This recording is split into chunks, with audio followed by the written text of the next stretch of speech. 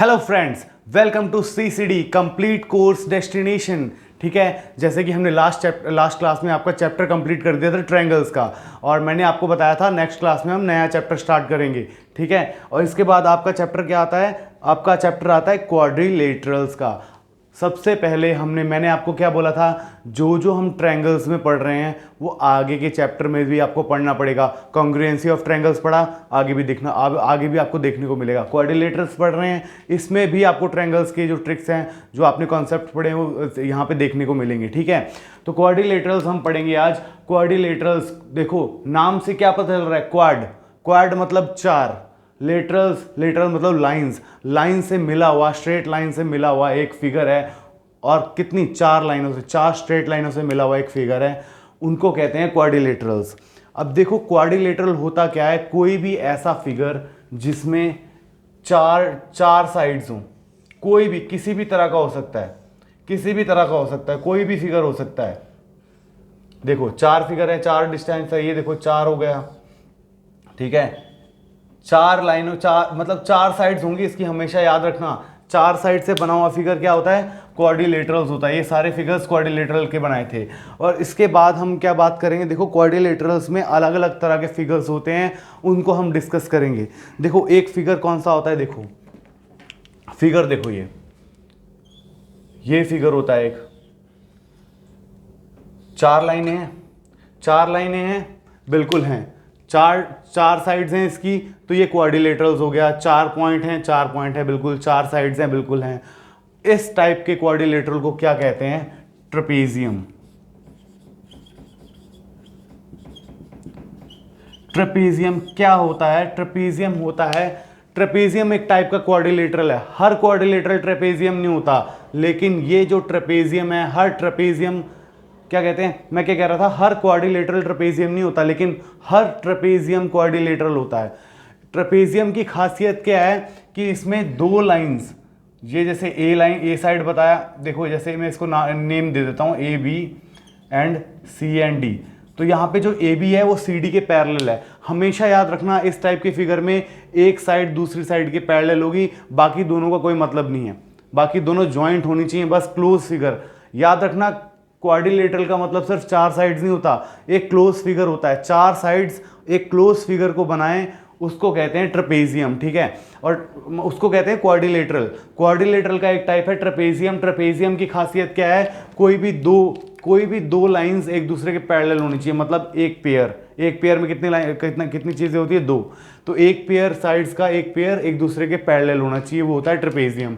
Trapezium जरूरी नहीं है कि यही हो, ट्रेपेजियम इसको भी कह सकते हैं। देखो, इसको भी हम ट्रेपेजियम कह सकते हैं, ये भी एक ट्रेपेजियम है क्योंकि दो साइड्स पैरेलल हैं। एक स्क्वायर को भी हम ट्रेपेजियम कह सकते हैं, और एक रेक्टेंगल को भी ट्रेपेजियम कह सकते हैं। याद रखना, ये चीज़ें बहुत इंपॉर्टेंट हैं, आपको आगे काम आएंगी। हो सकता है क्वेश्चन आपको एग्जाम्स में इससे रिलेटेड क्वेश्चन ना पूछे, लेकिन फिर भी आपको याद रखना है कि ट्रेपेजियम होता क्या है। पहला फिगर हो गया आपका ट्रेपेजियम का। उसके बाद दूसरा फिगर देखिए क्या होता है, ये देखिए दूसरा फिगर क्या होता है। देखिए, दूसरा फिगर मैं बना रहा हूं, ये देखो,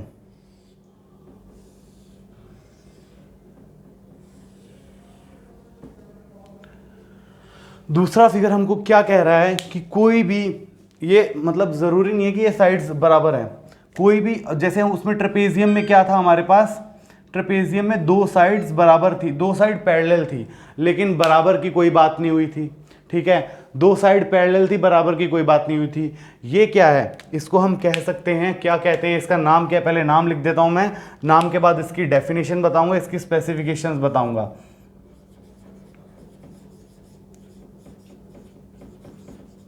ये क्या लिखा है मैंने? पैरेललोग्राम। पैरेललोग्राम क्या होता है? इसमें दो साइड थी, इसमें दो पेयर होते हैं, मतलब चारों साइड एक दूसरे के नहीं, दो साइड बराबर होती हैं, दो साइड बराबर होती हैं और पैरेलल होती हैं। मतलब कि ये साइड इसके पैरेलल होगी और बराबर होगी, और ये साइड इसके पैरेलल होगी और बराबर होगी।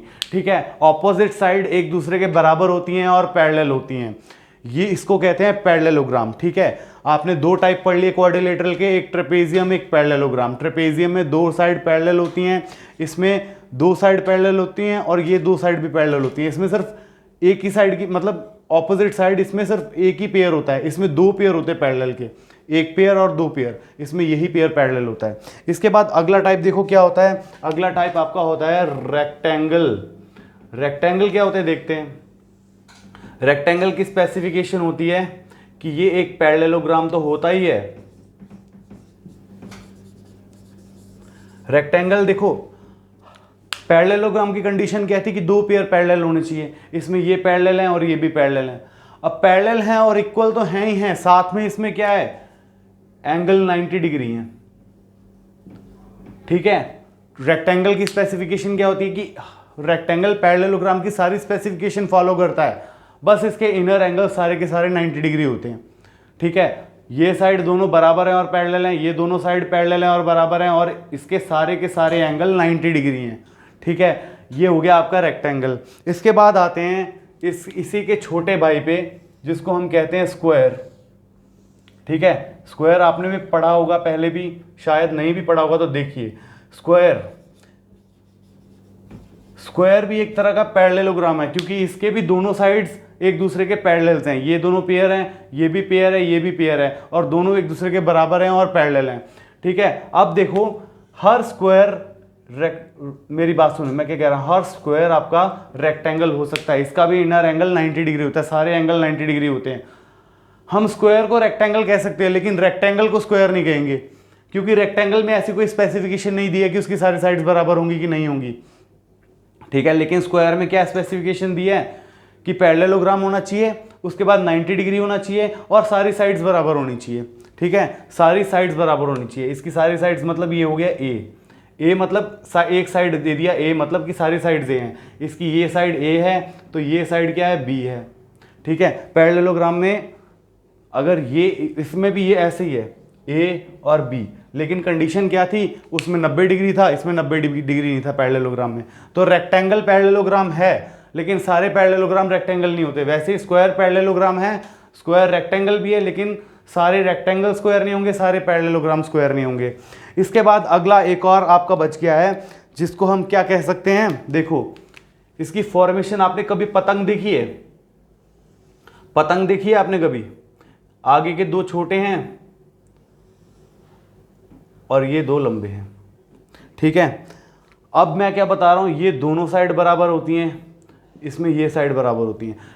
पैरेललोग्राम में याद रखना कि ये कंडीशन उसने नहीं दी है कि ये दोनों साइड बराबर हैं।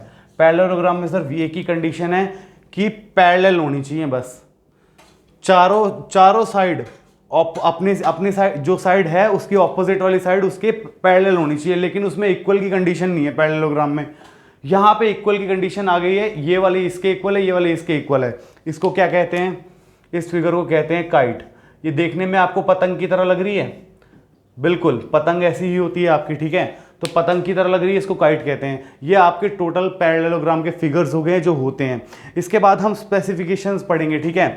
Specifications of parallelogram. देखो क्वाड्रिलेटरल्स आपको समझ आ गया, हमने बात करनी है पैरेललोग्राम्स की, ठीक है। पैरेललोग्राम के ऊपर आपका मैक्सिमम टॉपिक ये घूमता रहेगा, ठीक है। बाकी क्वाड्रिलेटरल्स आपको समझ आ गया, क्वाड्रिलेटरल के रिलेटेड क्वेश्चंस आएंगे वो हम करेंगे, लेकिन मैक्सिमम आपको जो बात करनी है इसमें वो करनी है पैरेललोग्राम्स की।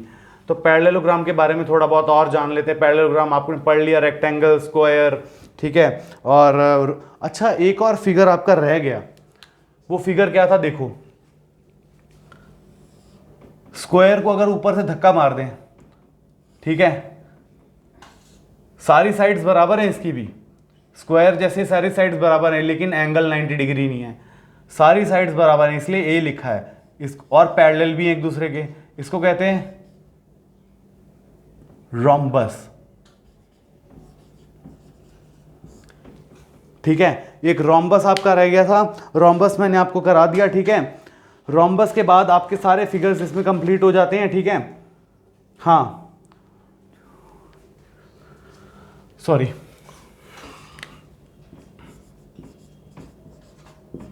रोम्बस के साथ आपके सारे क्वाड्रिलेटरल के फिगर सारे कंप्लीट हो जाते हैं जितने आपको जानने की जरूरत है। याद रखना ये दोनों साइड पैरेलल हैं, ये दोनों साइड पैरेलल है रोम्बस में, बस आपने स्क्वायर को क्या ऊपर से धक्का मार दिया है, वो थोड़ा सा टिल्ट हो गया, 90 डिग्री नहीं रहा, बाकी सारी साइड बराबर है, दोनों साइड एक दूसरे के पैरेलल हैं, तो ये भी एक पैरेललोग्राम है। पैरेललोग्राम है मतलब कि ये क्वाड्रिलेटरल भी है, ठीक है। लेकिन रोम्बस जो है बस वो स्क्वायर से थोड़ा सा डिफरेंट होता है, इसका एंगल 90 डिग्री नहीं होता है कोई भी, ठीक है।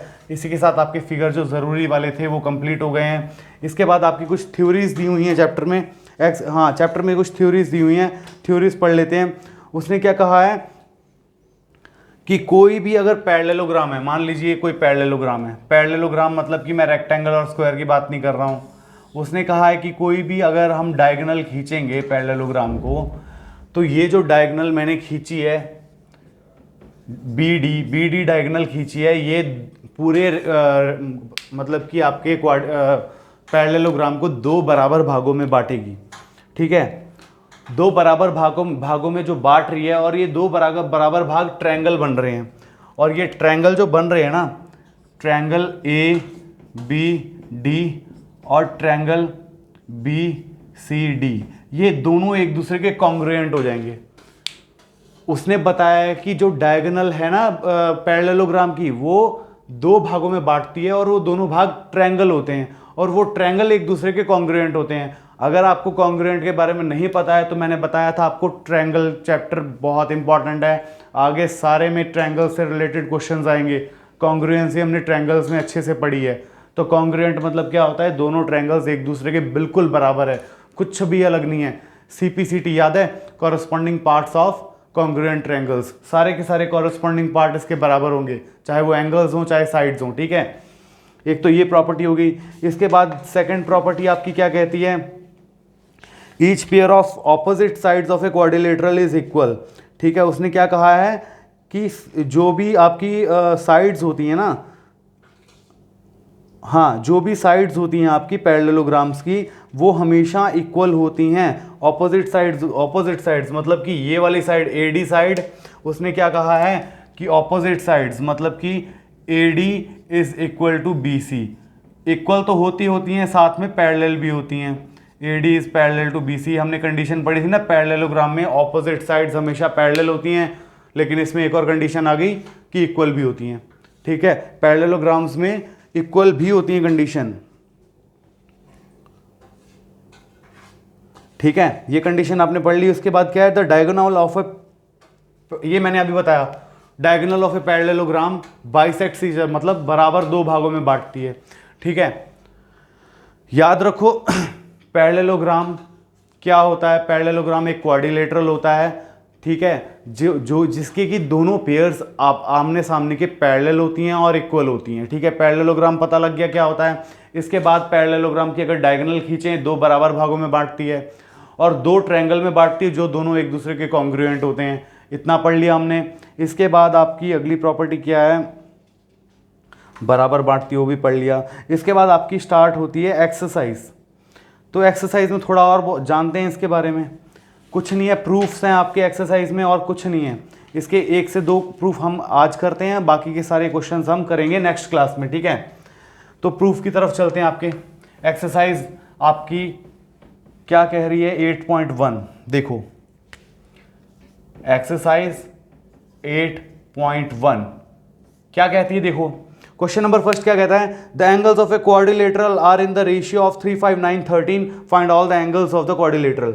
उसने क्या कहा है फर्स्ट क्वेश्चन में कि क्वाड्रिलेटरल है तो 4 एंगल होंगे, 4 मतलब 4 पॉइंट होते हैं, उसके 4 साइड्स होते हैं, तो 4 एंगल होंगे, 4 जगह एक दूसरे को क्रॉस कर रहे हैं। वो किस रेशियो में है, 3, 5, 9, 13, 3, 5, 9 और 13, इस रेशियो में चारों एंगल बटे हुए हैं, उसके सारे एंगल फाइंड करने हैं हमको।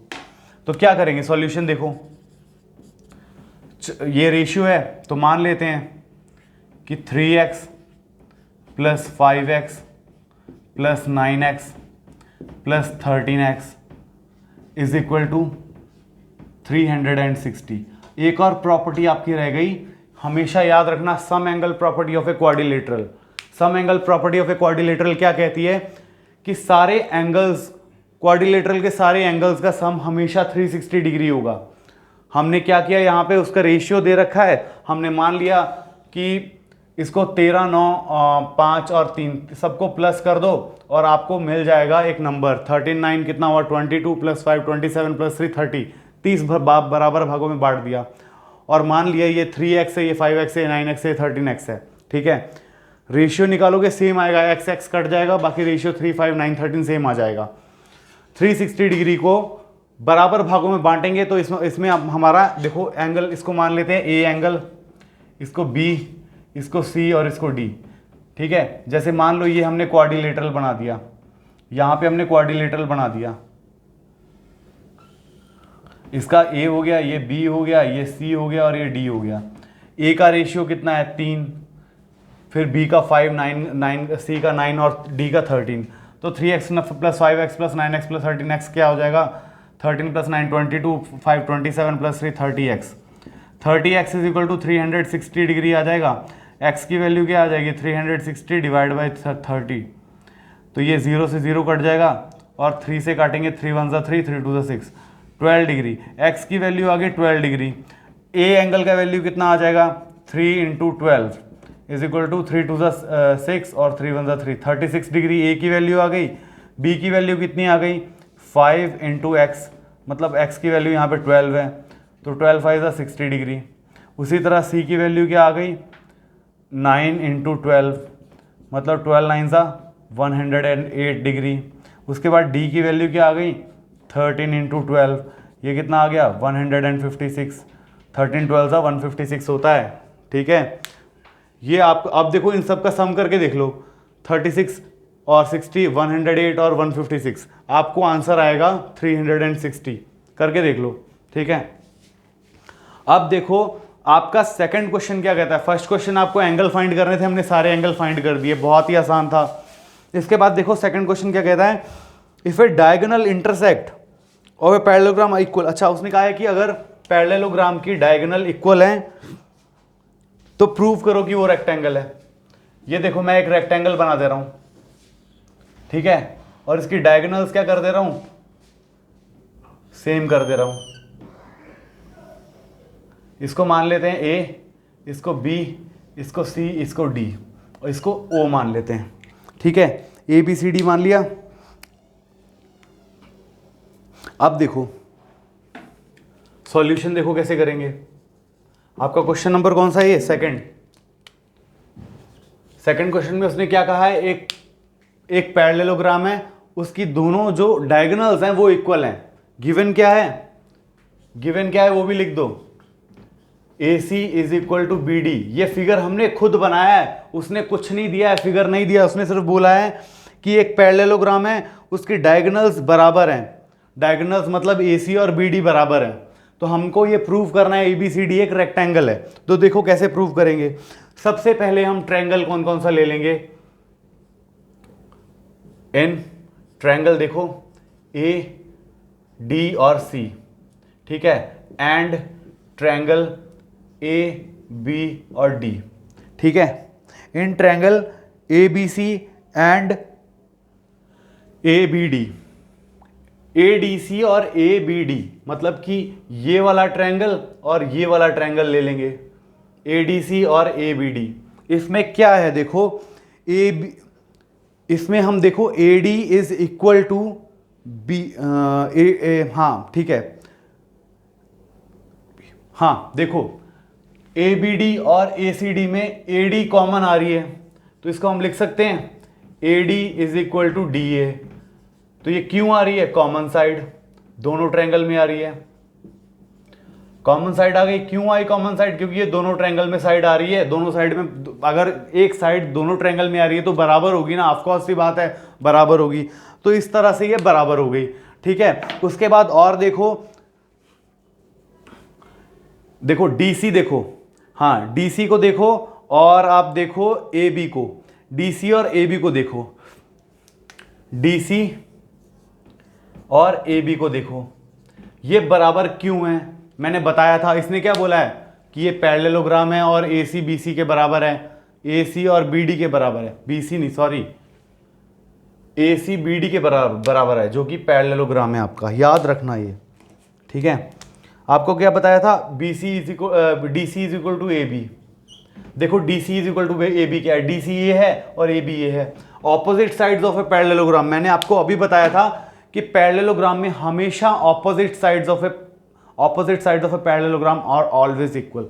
तो यहां पे रीजन लिख देंगे, opposite sides of a parallelogram.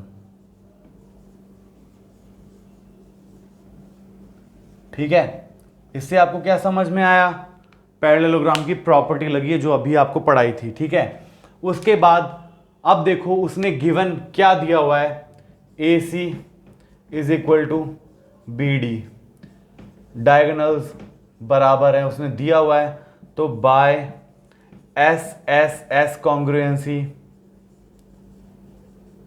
क्या हो गया, SSS कॉन्ग्रुएंसी से क्या हुआ, triangle ADC is congruent to triangle AB और D। देखा, समझ में आया आपको, ADC बराबर किसके हो गया, AB और D के। ठीक है, अब इसमें से देखो ADC ट्रायंगल अलग से बना देता हूं आपके लिए। ये हो गया आपका क्या, A, ये हो गया D और ये ADC, हाँ ADC, ये है C। ठीक है, ये C नहीं है, सॉरी ये B है। इसके बाद एक और ट्रायंगल यहां पे बना देता हूं, BA और D। BAD और ADC में उसने क्या बोला है कि एंगल जो A वाला है ना, इसमें A जो आ रहा है वो एंगल D के बराबर हो जाएगा। क्यों हो जाएगा, देखो बाई SSS कॉन्ग्रुएंसी ये कॉन्ग्रुएंट हो जाएगा। देयरफॉर क्या आपको लिखना है, एंगल A नहीं लिखते हैं, इसको लिखते हैं पूरा लिखते हैं क्योंकि कंफ्यूज हो जाएंगे। BA और D is equal to angle ADC। Reason CPCT, आपने पढ़ा है congruent parts of congruent triangles. हमने कॉन्ग्रुएंसी इसीलिए प्रूव की थी, एंगल बराबर करना था। अब देखो एंगल A और एंगल D बराबर हो गया हमारे पास। ठीक है, अब इसमें क्या करेंगे, अब ये देखो इसको ना एक्सटेंड करो, यहां पे इसको एक्सटेंड करो लाइंस को। ठीक है, इनको भी एक्सटेंड करो ऐसे। आप क्या देख रहे हो, ये दोनों पैरेलल हैं और ये दोनों भी पैरेलल हैं, तो ये क्या आ रहा है आपका बाइसेक्टर। ये देखो ये दोनों लाइन है और ये बाइसेक्ट कर रही है, ये AD लाइन बाइसेक्ट कर रही है ऐसे करके, ये जिस पे एरो बनाई ये लाइन बाइसेक्ट कर रही है, और ये दोनों इंटीरियर एंगल्स हैं। हमने क्या पढ़ा है, अगर दो लाइनें पैरेलल हों और एक बाइसेक्टर उसको बाइसेक्ट करे तो सेम साइड का इंटीरियर एंगल्स का सम 180 डिग्री होता है, ये हमको पता था। तो angle BAD plus angle ADC is equal to 180 degree होगा। अब हमको पता है BAD और ADC बराबर है, तो इसको लिख देंगे 2 of angle ADC is equal to 180 degree. तो एंगल ADC क्या आ गया हमारे पास, 90 डिग्री आ गया। अब देखो angle BAD is equal to ADC था, BAD की जगह ADC रख दिया, ADC प्लस ADC 2ADC हो गया, ADC की वैल्यू 90 डिग्री आ गई। अब ADC की वैल्यू 90 डिग्री है, ये वाला एंगल 90 डिग्री है तो ये भी 90 डिग्री हो जाएगा। अब ये 90 डिग्री है तो ये भी हो जाएगा, ये है तो ये भी हो जाएगा, क्योंकि ये दोनों लाइन भी तो पैरेलल हैं। अगर ये दोनों पैरेलल है तो ये दोनों भी पैरेलल हैं। तो इससे हमारा क्या प्रूव हो गया, रेक्टेंगल की प्रॉपर्टी क्या पढ़ी थी हमने, रेक्टेंगल की प्रॉपर्टी पढ़ी थी। पहली बात तो पैरेललोग्राम है, वो तो हमको दिया है, हमको कुछ नहीं प्रूव करना था, यही प्रूव करना था उसका एंगल 90 डिग्री है। 90 डिग्री प्रूव करते ही हमारा प्रूव हो गया कि एक रेक्टेंगल है। इसके बाद देयरफॉर लिख देंगे, therefore we came to know that, क्या पता चला, ABCD इज ए रेक्टेंगल।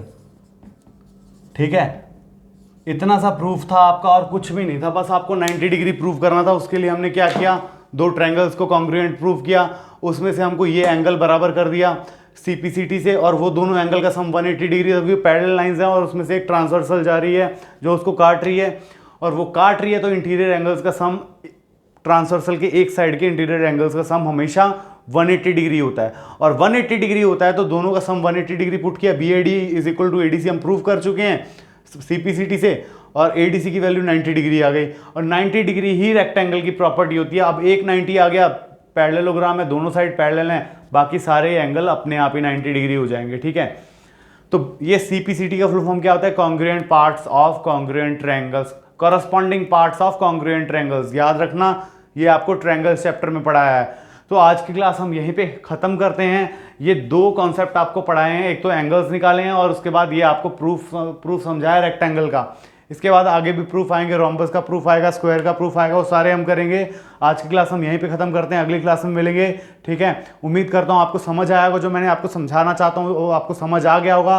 अगर आपको कोई भी प्रॉब्लम हो तो आपको टेलीग्राम का लिंक आपको डिस्क्रिप्शन में, वीडियो के डिस्क्रिप्शन में मिल जाएगा। आप वहाँ जाके हमारे टेलीग्राम के चैनल को सब्सक्राइब कर सकते हैं और आपकी कोई भी क्वेरी हमको बता सकते हैं ताकि हम आपकी क्वेरी को सॉल्व कर सकें, ठीक है। आपको वहाँ पे स्टडी मटेरियल भी मिल जाएगा जो एग्जाम्स रिलेटेड होता है, और आप किसी कॉम्पिटिटिव एग्जाम्स की तैयारी कर रहे हैं तो उसका भी बता दीजिएगा, उसके रिलेटेड भी हम वीडियोस आपको NCERT में से क्या क्या आ सकता है वो हम बताएंगे, ठीक है, और क्या क्या आता है वो भी बताएंगे। देखो अभी आपकी बेसिक्स चल रही हैं, ठीक है। इसके बाद ये बेस है, मतलब कि एक बेस होता है ना, बेस, पढ़ाई का बेस यहाँ से स्टार्ट होता है, 8th 9th 10th 11th 12th, ये आपका बेस है। इसके बाद आपको इसी में से कॉम्पिटिटिव एग्जाम्स में पूछेगा, इसके बाहर नहीं जाएगा, ठीक है। आपका बेस अच्छा होगा और NCERT आपने अच्छे से तैयारी की होगी तो आप कहीं भी मतलब एग्जाम में आप अटेम्प्ट कर सकते हो, अच्छे मार्क्स आएंगे, गारंटी मेरी है, ठीक है। इसी के साथ क्लास खत्म करते हैं, मिलते हैं अगली क्लास में आपके नए कॉन्सेप्ट्स के साथ। स्क्वायर और रोम्बस प्रूफ करना है, और भी कुछ प्रूफ्स हैं वो प्रूफ करेंगे, ठीक है। चलो ठीक है, thank you and have a nice day.